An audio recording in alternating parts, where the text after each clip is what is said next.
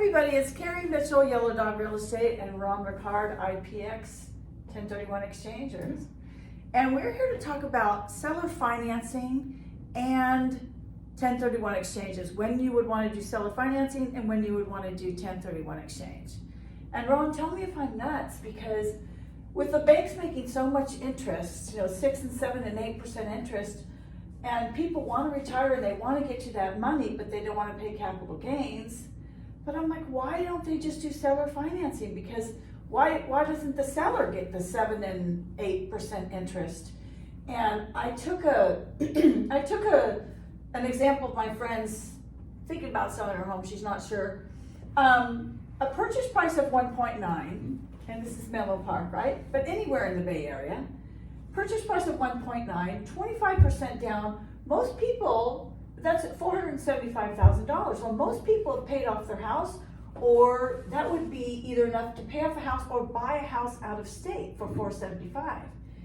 And so that's a 1.425 loan. So the interest on that is phenomenal. So at 6% interest, which was below market rent, right? Below market value of what the banks would be charging the buyer. That's principal and interest. Taxes insurance aren't included in this, but this is what the seller would receive is $8,543 a month. Okay. That's crazy. And then it's $85,000 a year in interest income. Okay. And then 7%, $94.80 a month, $999, almost $100,000 a year for sitting there doing nothing.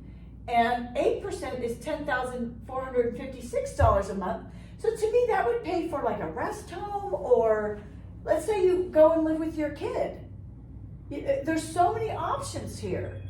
So I wanted to go over, what you think about seller financing, and the benefits of saving on taxes and saving on capital gains. So take it away, Ron. Well, the main thing to realize is that seller financing is a wonderful tool if you're cashing out.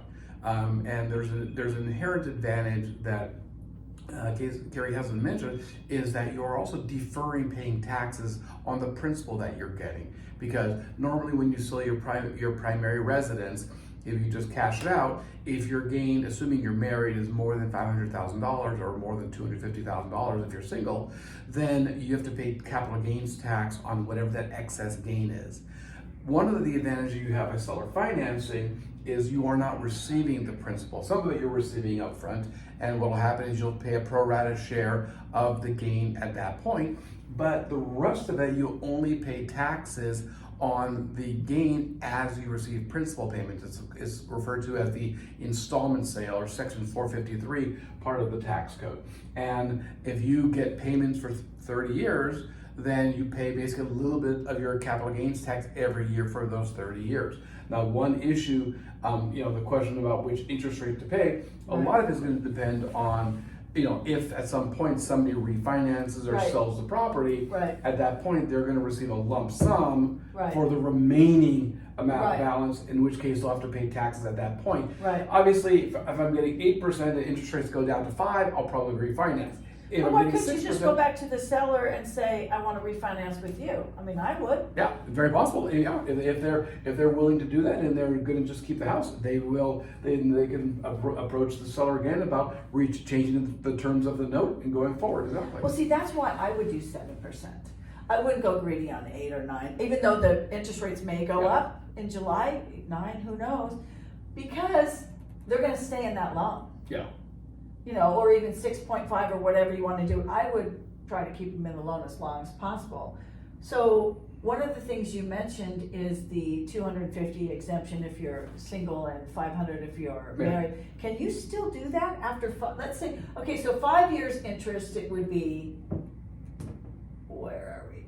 That's the first year. Well, this is the different. So I did 7% interest rate for the 5 year. 5 year, you would receive $485,000 interest. You would have 1,341,375 left. 7 years, $670,000 interest. That's crazy. And that's what most people stay in their house 7 years. And then you'd only have to pay taxes, because you've already paid taxes on that. Right, as because you go. this That's is tax ordinary income, yes. And this is cumulative. Correct. You're still only making that per year. Right. Interest, yeah. So can you still take the 500 or 250 after 5 years, or would you take it the first year? You take, You take it I the believe, first year. you need to consult with a tax professional. I believe it's prorated, so you would get some of the gain. So some of the gain would be kept up front, and some of it would be taxed. Would be gotten to you as you receive payment. So it's a proration done over time. So, and you never know where it's gonna sell or be refinanced, Right. so how do they figure that out? Well, again, it's ultimately when it's paid Based off. on 30 years? Yeah, ultimately Yeah. once it's paid off, then the remainder of it would go at that point.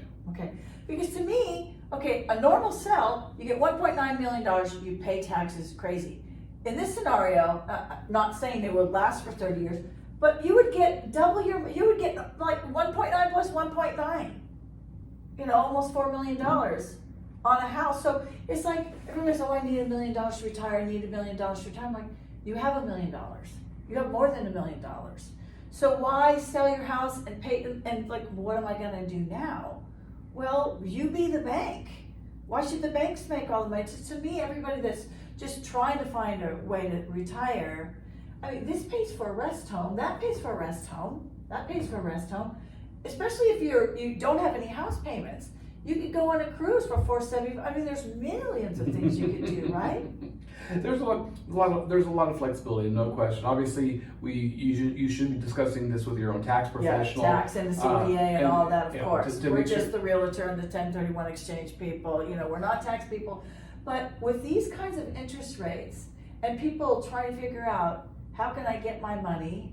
I want to get out of California. And you don't have to worry about investing the money yourself, because you're already getting a fixed rate of interest, which is a pretty decent rate, which is better than the banks are paying these days. Well, that's the other thing. For me, it's like, it's based on the asset they know. Because here you're like, oh, should I invest in gold? Should I invest, what stock should I? Stocks are going to go up and down. What's going on? So this, you don't have to worry. It's kind of one and done. Mm-hmm. And honestly, a lot of people just want one and done, right? This is an asset I know. Now what happens if they default?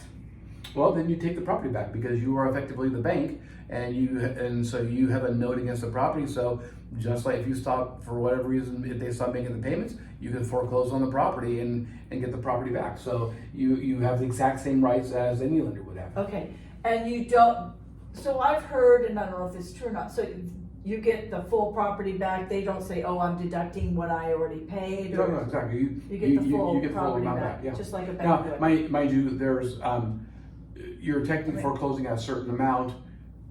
Right, There- you're closing on the balance Yeah, due. Right. Discuss it Right. with an attorney as to how that, but you're So it's you're just the getting same your as money any back. other foreclosure sale. Exactly. Perfect. I don't see how you can go wrong. It's a good option if you don't need the money, if you don't need the entire 1.9 to go buy or some another place to go live. It's a seller financing, I think, is a great exit strategy. Yeah, okay.